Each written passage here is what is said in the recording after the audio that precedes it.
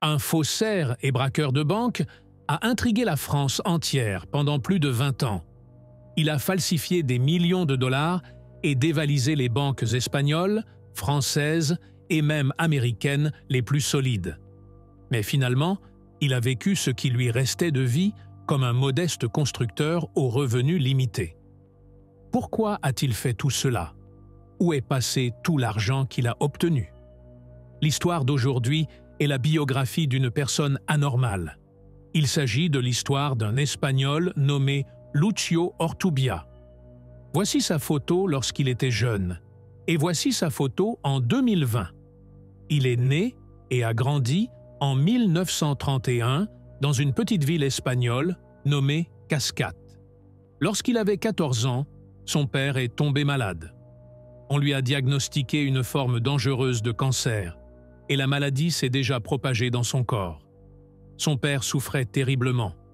Un jour, alors qu'il était alité, le père appela son fils Lucio et lui dit « Je veux te dire quelque chose, mon fils.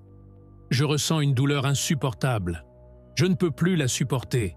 S'il te plaît, va voir l'oncle Pablo et demande-lui de nous prêter une petite somme d'argent pour acheter des médicaments. » L'oncle Pablo était l'un des commerçants de la ville. C'était un homme riche. Quand le père de Lucio est tombé malade, l'oncle Pablo lui a assuré qu'il serait à ses côtés s'il avait besoin de quelque chose. C'est pourquoi le père de Lucio demanda à son fils d'aller lui demander de l'aide. Lucio est allé voir l'oncle Pablo et lui a expliqué que son père était en mauvaise santé et qu'ils avaient besoin d'argent pour acheter des médicaments.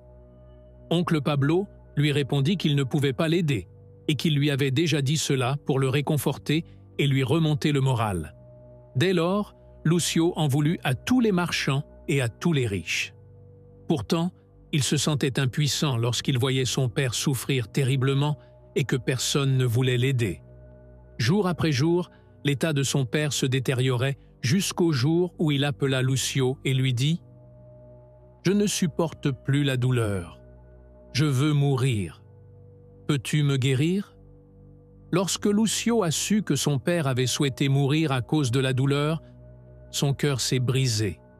Imaginez l'état d'un garçon de 14 ans dont le père l'implore de mettre fin à ses jours pour qu'il n'endure plus aucune souffrance. Face à la douleur de son père, Lucio a décidé de faire quelque chose de fou. Il prend un couteau dans la cuisine, se rend à la petite banque de la ville et surveille la banquière pendant qu'elle compte l'argent. Il a sérieusement envisagé de l'attaquer, de la tuer et de s'emparer de l'argent. Mais finalement, il n'a pas pu le faire. Et après une période de lutte contre la douleur, le père de Lucio est mort. Il y a une chose importante à savoir sur le père de Lucio. Il était communiste, ce qui signifie qu'il était contre le capitalisme.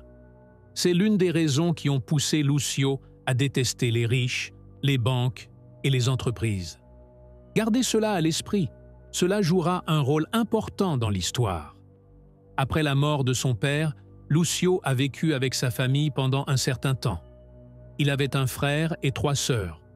Son frère l'a emmené dans une ville située à la frontière franco-espagnole, où ils travaillaient tous deux dans la contrebande de drogue. C'est la première fois que Lucio a connu la vie des gangs, mais il a été contraint de quitter ce travail en raison de la conscription en Espagne. Il a été obligé de s'engager dans l'armée et a continué à se déplacer d'un centre à l'autre, d'un travail à l'autre.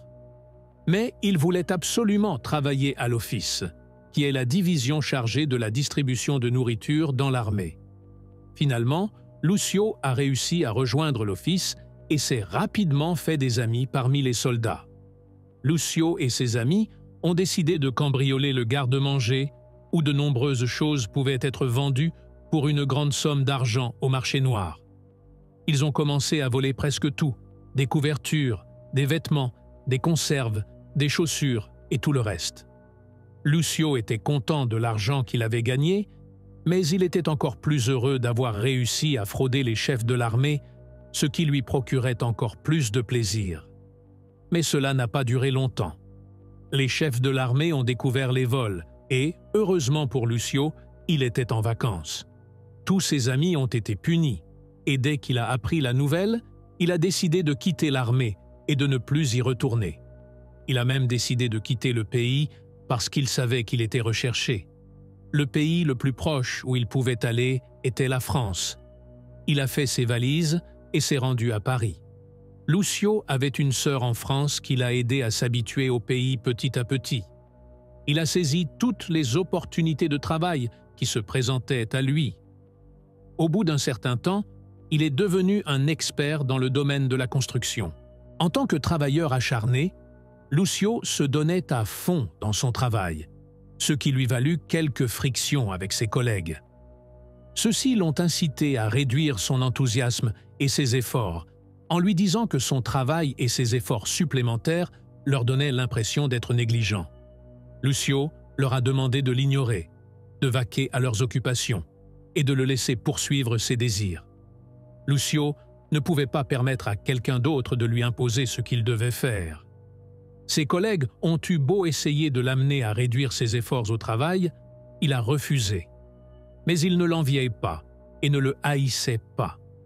Un jour, lors de la pause déjeuner, ils se mirent à parler de politique et de mouvements politiques. L'un d'eux a demandé à Lucio « À quel mouvement appartiens-tu » Lucio a répondu « Je ne sais pas. Je crois que je suis communiste. » Ils se sont regardés et ont commencé à rire. Ils ont dit « Non, tu n'es pas communiste. Les communistes aiment recevoir des ordres, et vous n'êtes pas du genre à accepter les ordres. Vous êtes un anarchiste. Un anarchiste est celui qui croit que les lois et les gouvernements sont inutiles, celui qui est toujours anti-système et qui refuse de recevoir des ordres de qui que ce soit. » À partir de ce moment-là, Lucio a compris qu'il appartenait à ce mouvement politique. L'anarchisme avait de nombreux adeptes. Il y avait une convergence entre le communisme et l'anarchisme, et il y avait de nombreux partis et communautés qui les soutenaient en France. Lucio commence à s'intégrer dans ces groupes qui comprennent des personnes de toutes sortes et commence à se plonger dans la pensée anarchiste. Ce mouvement repose sur l'idée de créer et de construire une communauté dans laquelle tous les individus jouissent de la liberté et de l'égalité, mais sans gouvernement ni argent, car il considère qu'il s'agit là des plus grands maux du monde. Il pensait que la richesse devait être donnée à tout le monde. Lucio adopte cette pensée et commence à considérer les gouvernements, les institutions et les entreprises comme des ennemis. À cette époque, il y avait un anarchiste du nom de Francisco Sabati, surnommé El Quico. Il était l'un des plus recherchés en Espagne, car il était l'un des leaders du mouvement anarchiste qui s'opposait au système espagnol. El Quico s'est enfui en France, bien qu'il y soit également recherché, mais il avait besoin d'un endroit où se cacher. Se cacher en France était plus facile. Il s'est adressé à la communauté anarchiste de Paris, qui lui a dit que l'endroit le plus sûr pour se cacher était la maison de Lucio. Comme Lucio n'avait pas de casier judiciaire, El Quico s'est caché chez lui pendant un certain temps, au cours duquel ils ont fait connaissance et sont devenus amis. Lucio avait déjà entendu parler d'El Quico, qu'il considérait même comme une idole, et il était donc fier de le garder chez lui. El Quico était un voleur de banque professionnel. Il a réalisé de nombreux vols importants en Espagne. Ces braquages n'étaient pas le fruit d'un plan astucieux ou du creusement de tunnels. Il s'agissait toujours de vols à main armée. Il a même apporté ses armes à Paris. El Quico a dit à Lucio qu'il l'entraînerait à voler des banques, et Lucio était enthousiaste. Lucio n'était pas aussi enthousiaste à l'idée de voler de l'argent qu'à celle de nuire aux banques, car il les considérait comme de grands ennemis. Tous deux commencèrent à commettre des vols à main armée, et Lucio commença à apprendre de son ami El Quico. Le problème, c'est que Lucio était toujours stressé, surtout lors de ses premières opérations, au point qu'il lui arrivait de se servir lui-même d'une arme. Pour Lucio, le vol était sa façon de combattre les ennemis. Il ne le faisait ni par amour, ni par argent. Lui et son mentor El Quico avaient l'habitude de diviser l'argent en 3 parties. une partie pour soutenir leur communauté, une partie pour les familles de leurs amis emprisonnés et la dernière partie pour ceux qui avaient mené l'opération. Lucio et El Cuico ont continué à voler, et pendant cette période, El Cuico est devenu comme un père pour Lucio.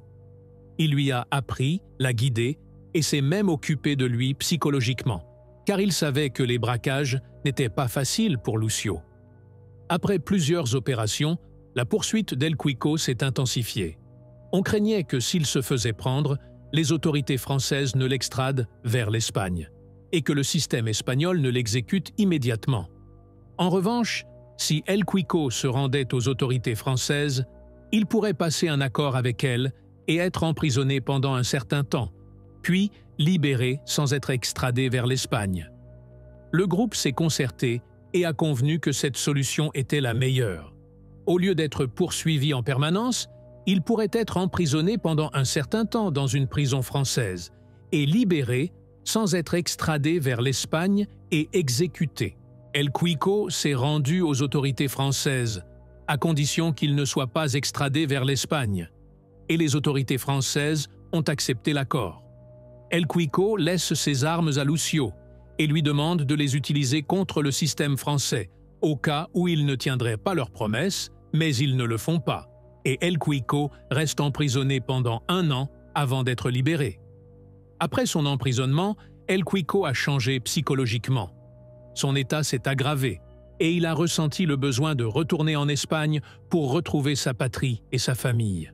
Lucio l'en a empêché et l'a supplié de rester à Paris.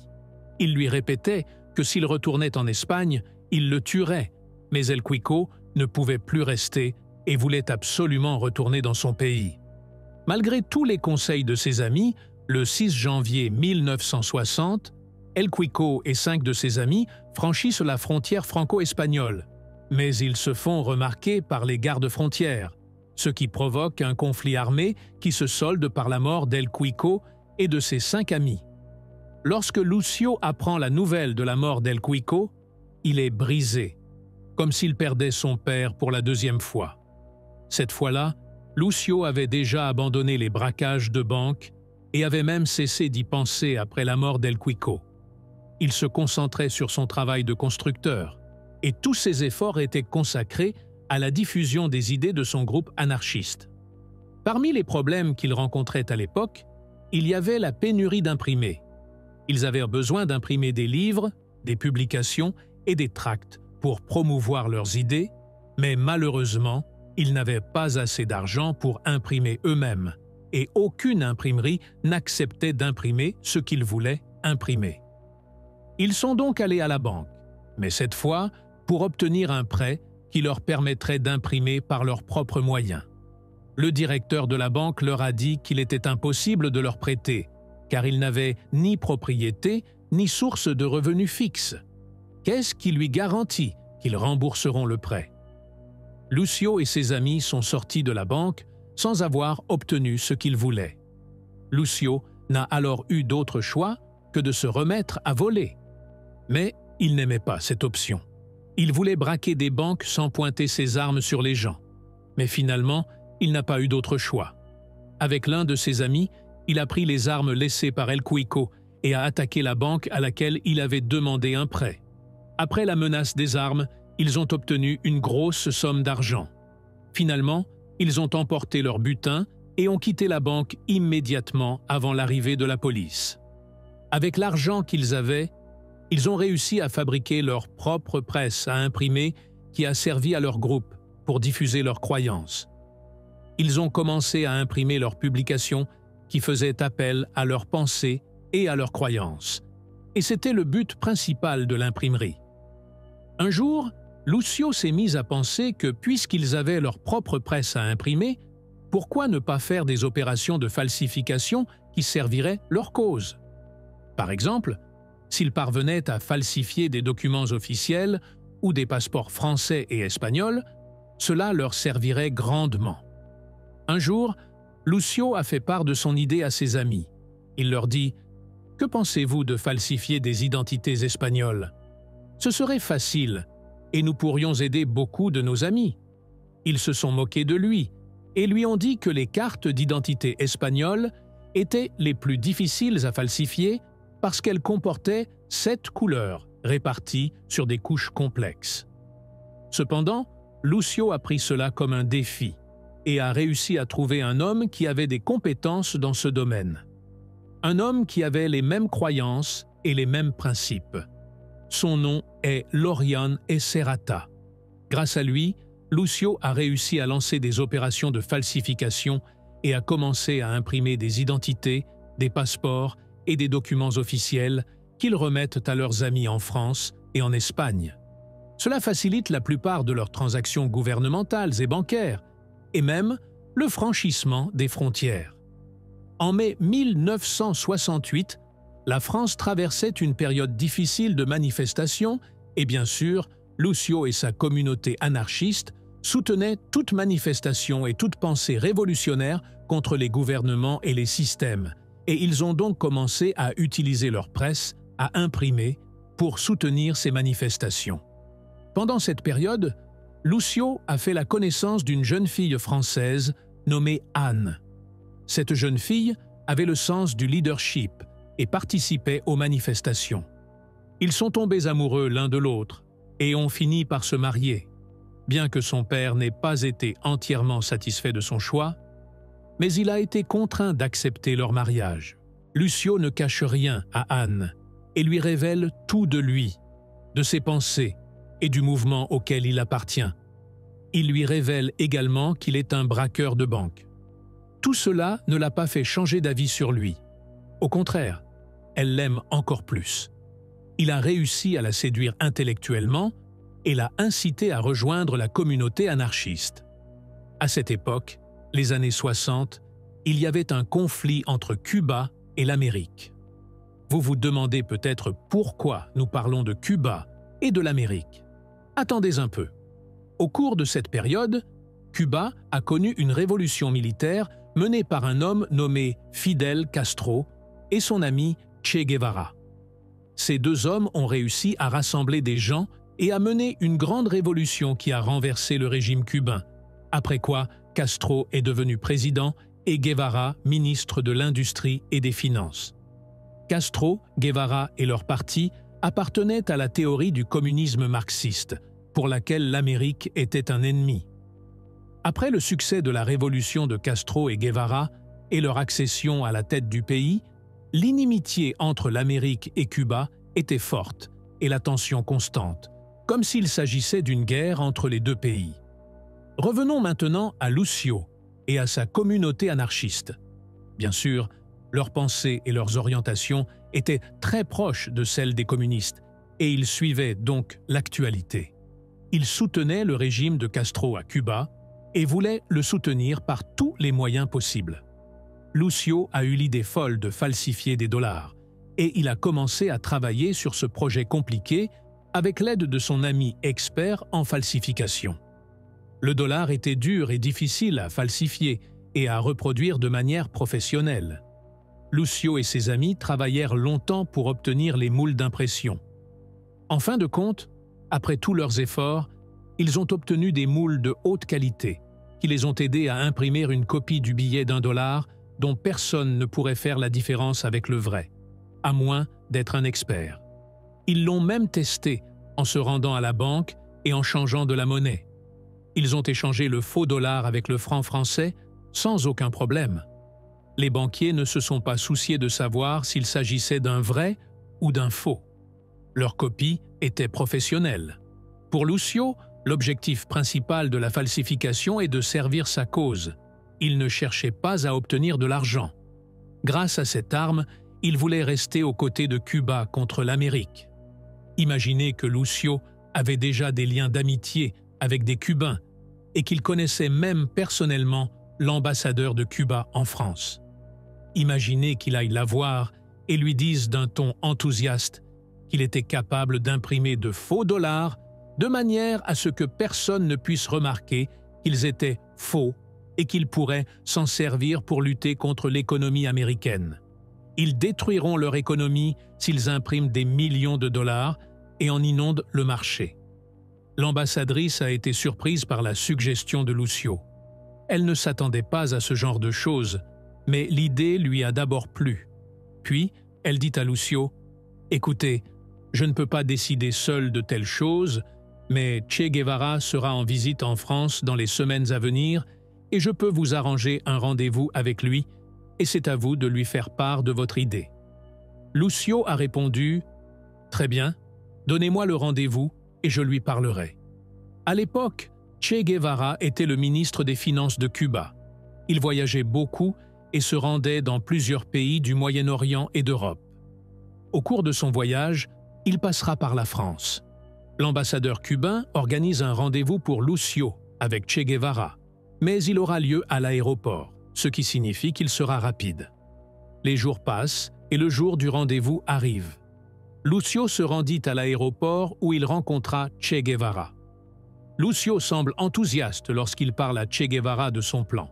Il lui a dit qu'il lui fournirait des moules d'impression professionnelles impossibles à exposer et qu'il suffirait à Cuba d'imprimer pour produire des tonnes de dollars afin de détruire l'économie américaine. Lucio, de son point de vue, pensait que Cuba était prêt à tout faire pour détruire l'Amérique.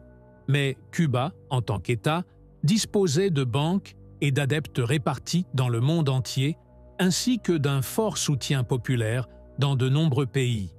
Che Guevara, lui-même, était un personnage public.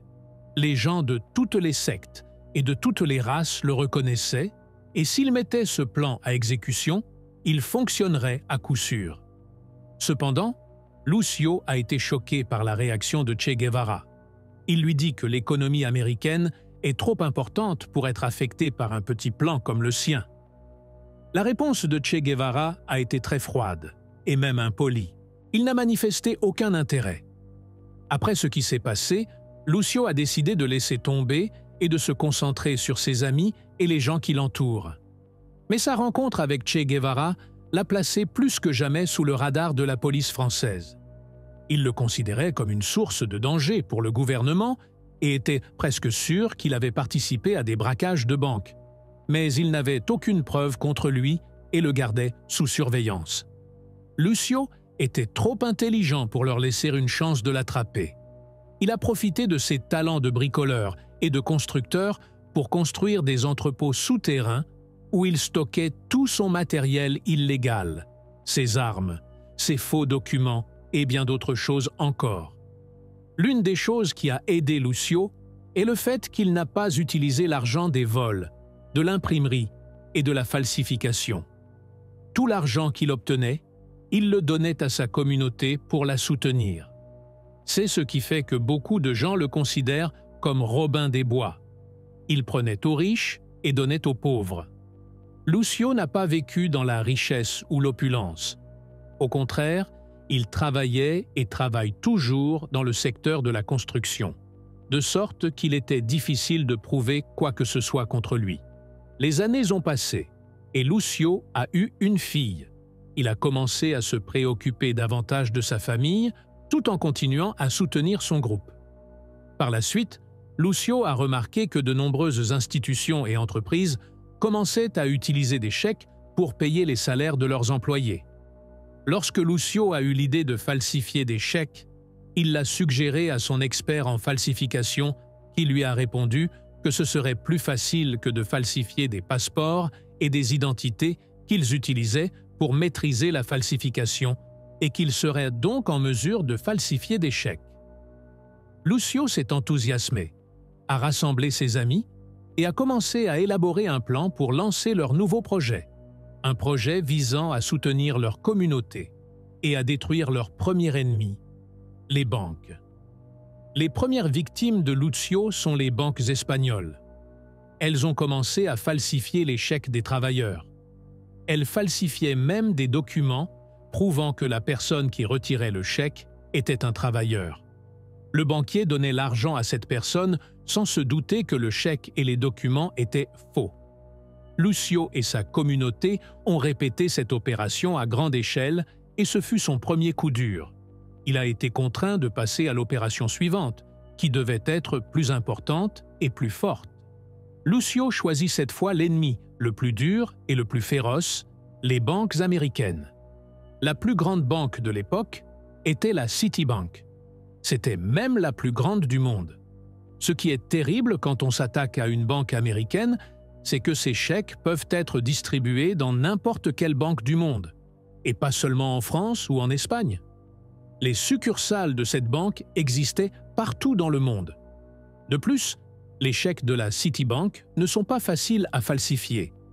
Ils étaient plus difficiles à falsifier qu'un billet d'1 $, en raison de leur couche de sécurité. Cela a motivé Lucio et sa communauté.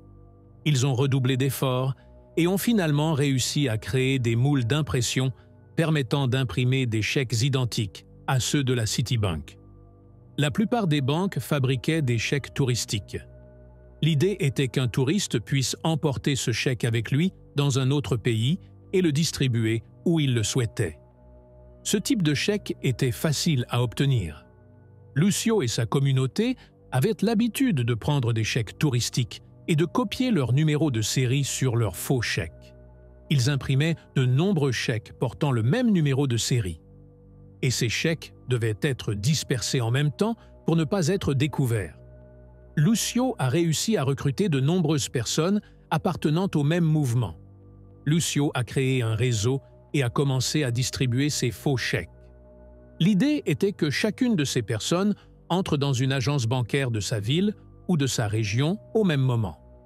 Il remettait le chèque au banquier, retirait l'argent et quittait la banque immédiatement. Un autre complice l'attend pour récupérer l'argent discrètement, au cas où l'homme qui est entré dans la banque serait poursuivi par quelqu'un d'autre.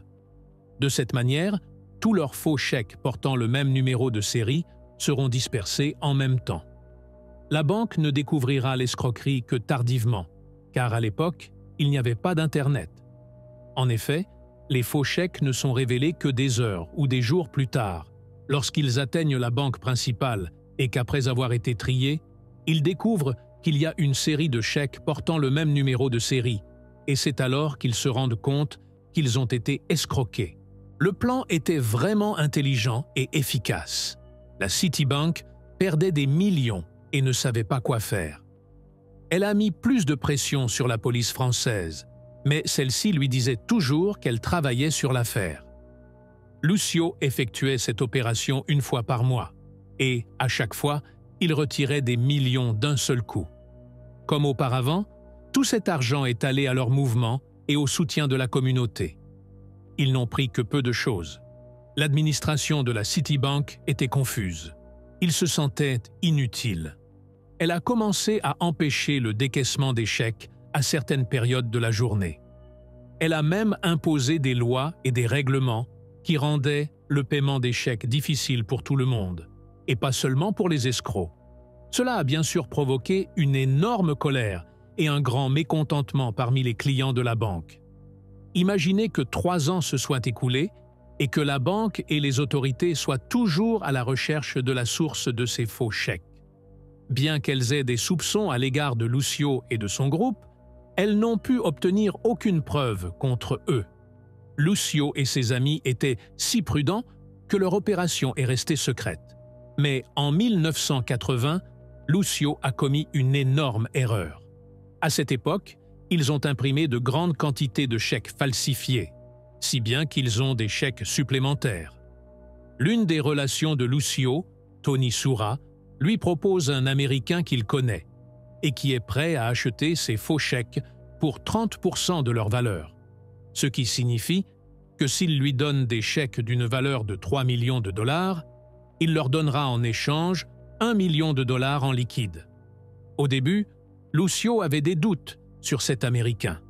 Il a décidé d'en savoir plus, a commencé à le surveiller et a chargé certains de ses hommes de garder un œil sur lui afin de déterminer s'il était suspect ou digne de confiance. Finalement, ils n'ont rien trouvé de suspect, ce qui a incité Lucio à conclure le marché. L'Américain leur donnerait 1 million de dollars en échange de chèques falsifiés d'une valeur de 3 millions de dollars. Par l'intermédiaire de Tony, ils ont fixé une date d'échange dans l'un des restaurants les plus connus de Paris. Lucio et l'un de ses amis se sont assis aux tables extérieures du restaurant, emportant avec eux un sac contenant les faux chèques. Lucio ne savait pas que l'Américain était un informateur et que tout cela était un piège tendu par les autorités françaises. En un clin d'œil, Lucio s'est retrouvé encerclé par la police et il a été arrêté immédiatement avec un sac de faux chèques qui a été confisqué comme preuve contre lui. Lucio est resté en prison pendant quelques semaines et, lors de son premier procès, son avocat a réussi à trouver une faille. Il s'agissait de la manière dont la police avait traité certaines preuves et la façon dont il avait été arrêté. Et il y avait des erreurs dans leur façon de présenter l'affaire. Cela a permis à l'avocat de faire une demande de libération conditionnelle après avoir payé la caution. Malgré les efforts déployés par After Lucio pour obtenir sa libération, ce dernier a été choqué par les médias qui l'entouraient. Tout le monde voulait parler de son cas, ce qui agaçait Lucio, car il pensait vraiment à s'évader. Mais malgré toute l'attention qu'il recevait, Lucio a réussi à utiliser une fausse identité pour rester sous couverture à Paris. Il a obtenu un appartement dans lequel il est resté sans sortir, et personne n'a su pour lui, à l'exception de certains de ses amis, en qui il avait confiance. Il ne voulait pas retourner au tribunal ou en prison, mais en même temps, il n'avait aucune idée de ce qu'il allait faire. Ce que Lucio ne savait pas, c'est qu'il était suivi par la police. Il l'espionnait afin d'obtenir plus de preuves pour l'accuser de charges plus lourdes. Finalement, après presque 2 mois de surveillance secrète, la police a décidé de l'arrêter pour la 2e fois, et un nouveau procès s'est ouvert. Bien entendu, la direction de Citibank et ses avocats voulaient faire de Lucio un exemple pour tout le monde en lui imposant les sanctions les plus sévères. Ils disposaient de preuves qui leur permettaient de monter un dossier solide contre lui. La banque pensait que dès que Lucio serait pris, les faux chèques cesseraient de circuler. Mais au contraire, les faux chèques ont atteint des pays qu'ils n'avaient jamais atteints auparavant. Ils ont atteint presque tous les pays européens, et même les pays d'Amérique du Sud, ce qui a fait très peur à la banque, au point qu'elle a cessé de distribuer les chèques touristiques de plus de 10 $. Cela n'a fait qu'empirer les choses. La colère des clients a augmenté, et la banque a reçu des milliers de messages d'objection, d'insultes et de malédictions. À l'époque, les chèques touristiques étaient le principal produit de la Citibank. La banque n'avait ni carte de crédit ni distributeur automatique de billets. Les chèques touristiques sont le seul moyen pour les voyageurs de retirer leur argent en dehors du pays. La banque était dans une situation difficile car elle perdait la plupart de ses clients presque tous les jours.